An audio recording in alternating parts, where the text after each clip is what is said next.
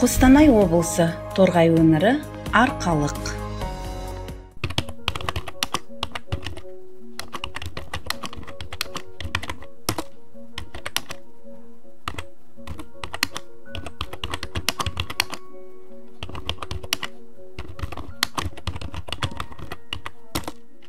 Тамыры терең, тарихы мәлім, Торғай даласы кең неткен шексіз, өзіңді туып, сырыңды ұққан, әр перзентіңнің алғысы шексіз.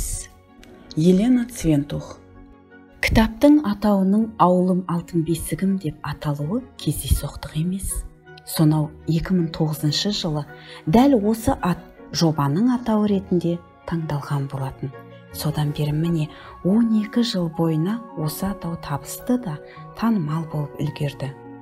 Өздеріңіз көріп отырған кітап 10 жылдан астам мерзімдегі Жас ұлан балалар мен жасөспірімдер ұйымы қоғамдық бірлестігінің жергілікті қоғам қайраткерлері мен тарихтанушылар, ресми тұлғалар, мәтін және фото авторлары, дизайнерлер мен кітап беттеушілер қатарынан құрылған кеңесшілер құрамының үлкен авторлық ұжымның ізденіс жұмысының нәтижесі.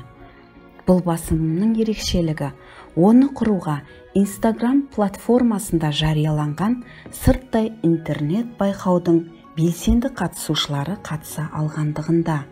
Мәліметтерге қойылатын негізгі талаптар ақпараттың тарихи шындыққа сәйкестігі расталуы керек болды. Осы оқиғаны кімнен естігені туралы қысқаша сипаттамалары бар аңыздар, әңгімелер жазуға рұқсат етілді. Өйткені біз экспедициялар кезінде нысандар туралы ақпаратты жиі толықтырып отырдық. Жаңа талаптарда әлеуметтік желілердің көмегіне жүгіну туралы шешім қабылданды. Бұл оң нәтижесін берді. Біздің экспедицияларымыздың бағыттарында қамтылмаған кесенелер сипатталды. Біз баяндаған нысандар туралы бізге бұрын беймәлім фактілер мен аңыздар анықталды. Кітап қазақ және орыс тілінде жарық көрді. Кітаптың таралымы 500 дана. Біздің кітап беттеріне киелі жерлер, тарихи объекттер, табиғи көрікті жерлер мен бірегей геоглифтер туралы білуге болады. Біз дәл осы кітаптың Қостанай облысының оңтүстік өңірін зерттеп қана қоймай, ол бойынша саяхатқа шығуды шешкен адам үшін үстел анықтамалығына айналады деп сенеміз. Ақпараттық жол сілтемеде нысандардың нақты GPS координаттары берілген. Арқалық қаласынан нысанға дейінгі графикалық маршрут егжей-тегжейлі сипатталған және бейнеленген. Қашықтық нақты көрсетілген. Біз нысандарға баратын жолды сипаттағанда, сіздің қызығушылық танытқан нысандарыңызға өзіңіздің бірегей бағытыңызды қалыптастыруға болатын жолдарды көрсеттік. Көптеген нысандар туралы ақпарат сөзбе-сөз жинақталған. Естіген аңыздар, бұрыннан бар нанымдар мен танылған деректер туралы ақпаратты оқушы үшін ғана емес, сондай-ақ ересектер үшін де қол жетімді тілде ұсыну ескерілді. Бұл кітаптың көптеген басқа басылымдардан дара ерекшелігі фотосуретті болғаны. Бүкіл кітап арқылы өтетін фототаспа экспедиция барысының керемет ұмытылмас болғанын, Қостанай облысының оңтүстік өңірі бойынша бағытындағы бірегей қызықты шығармашылық және дана тұлғалардың бар екендігін дәлелдейді.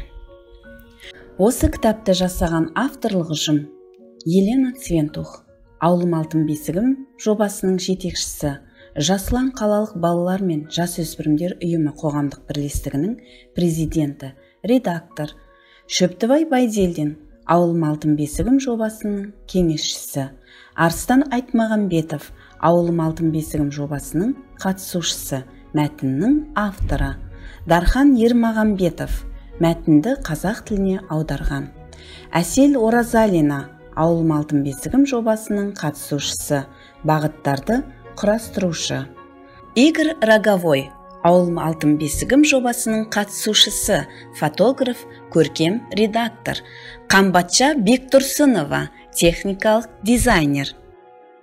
Авторлық ұжым ауылым алтын бесігім экспедициясын ұйымдастыруға көрсеткен қолдауы мен көмегі үшін келесі кісілерге алғыс білдіреді.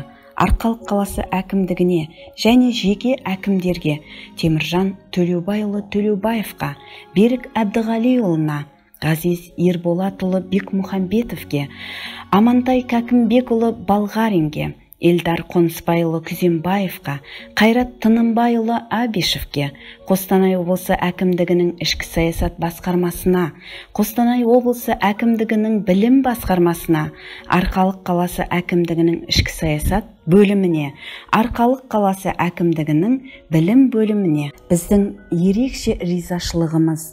Қабиболла Шаяхметұлы Шаяхметовке, Торғай өңірінің тарихи объектілерін зерттеу жөніндегі алғашқы экспедицияны ұйымдастыруға жәрдем көрсеткені үшін, Кейкі батырдың бюстін дайындау және орнатуды қаржыландыруға демеушілік және қолдау көрсеткені үшін Виктор Павлович Родинге, Кейкі батыр бюстін дайындаған мүсінші Әбілбек Ұзақовқа, Ақкөл және Қарасу ауылдарының тұрғындарына, бригадир Балғабай Қалиев бастаған Ахмет Байтұрсыновтың үйін қалпына келтіру жұмыстарына қатысушыларға.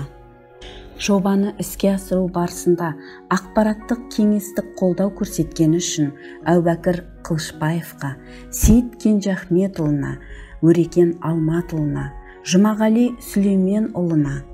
Жобаны жүзеге асыруда байырғы тұрғындар аймақ білгірлерінің баға жетпес көрсеткен көмегі үшін Шөптібай Байдилдинге, Арыстан Есмұхамбетұлы Айтмағамбетовке, Байжан Әмірұлы Әбіловке, Торғай Мәукенұлы Өткелбаевқа, Қайырден Тұрсынұлы Жиенбаевқа, Құрманғазы Нұрғабыловқа, Роза Карбозқызы Молдахметоваға, сондай-ақ Арқалық хабары газетінің редакциясына, облыстық Дала өлкесі тарихи мұражайына, Амангелді және Жангелдин аудандарының мұражайларына, Ауылым алтын бесігім жобасының тұрақты қатысушыларына, олардың шығармашылығы, оптимизмі, адалдығы үшін алғыс айтамыз. Сакаупова Бақытгүлге, Оразова Гүл Хашимаға, Қожықов Манатбекке, Оразалин Олжасқа, Латыпов Эдуардқа, Казакевич Владимирге, Сұлтан Мақсатқа. Қымбатты оқырмандар, сіздерді өздеріңіздің жаңа армандарыңыз күтіп тұрғанына және олардың міндетті түрде орындалатынына сенімді болыңыз. Өйткені әлемнің кереметін ашу үшін алысқа барудың қажеті жоқ. Таңғажайыптар біздің жанымызда. Олар біздің ата-бабамыздың еңбегінің арқасында құрылып сақталды.